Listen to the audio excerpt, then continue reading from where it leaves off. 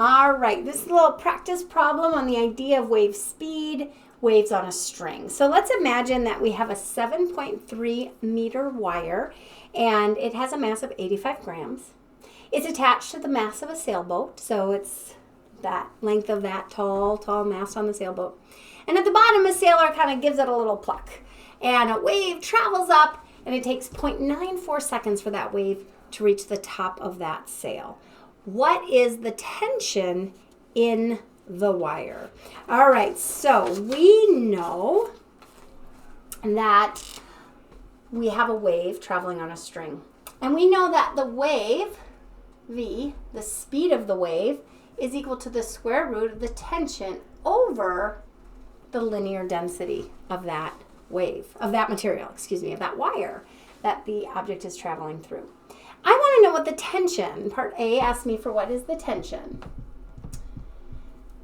Well, I can solve this equation for tension. So I have the square root of the tension over the linear density, square both sides. The speed squared is equal to the tension over the linear density.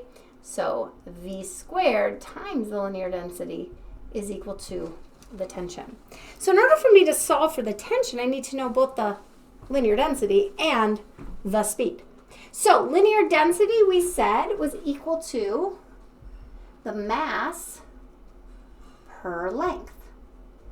Well, I'm given the mass of the wire at 85 grams, and I'm given the length of the wire. So the linear density and the mass of the wire is 0.085 kilograms. Remember, we want to make sure we're always using standard units. 0.085 kilograms, and the length of that wire is 7.3 meters. So this gives me a linear density of 0.0116 kilograms per meter. All right, that's my linear density. I also need to know the speed. Well, I know it takes 0.94 seconds to travel that 7.3 meters. This kind of takes us a little back to kinematics. Speed is my distance per time. I don't have the frequency, I don't have the wavelength, because that's not even a wave that has a frequency or wavelength. It's our wave's pulse. But I also know that speed is just distance per time. So the distance is 7.3 meters in a time of 0.94 seconds. That gives me a speed of 7.766 meters per second. All right, I'm leaving some tail on my calculations. I only have two significant figures here, but I certainly don't want rounding early in the process to influence my answer. So now I simply add those into my equation, and I get 7.766 squared times 0.0116 should equal my tension, and I find my tension is 0.70 newtons equals my tension, and now I have put it in those significant digits.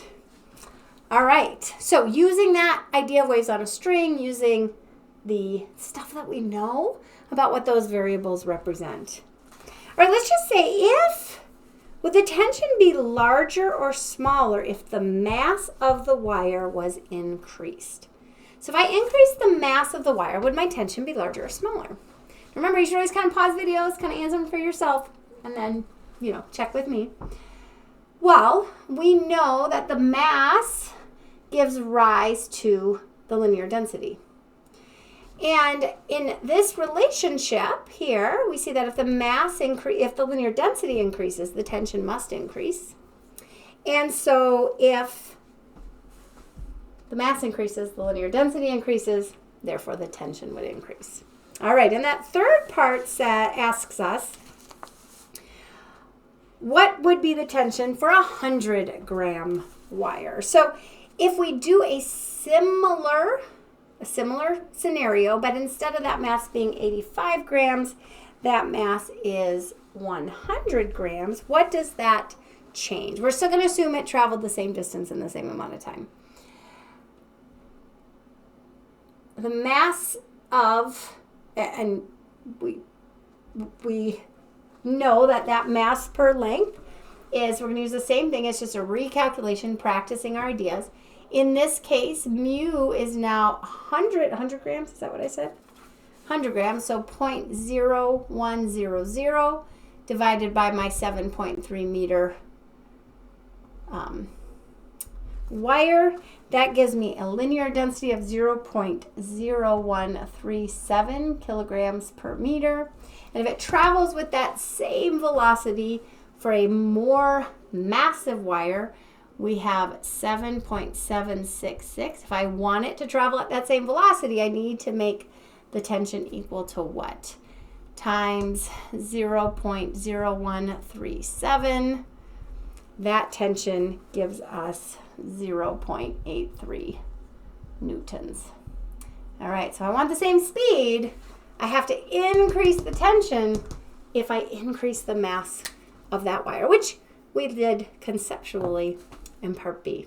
All right, so using these relationships that we've learned about about waves on a string, and the idea of that being dictated by the medium, but it's related to the motion, and it relates if we had multiple pulses, like a wave traveling through that or along that string, the frequency and the wavelength as we've discussed.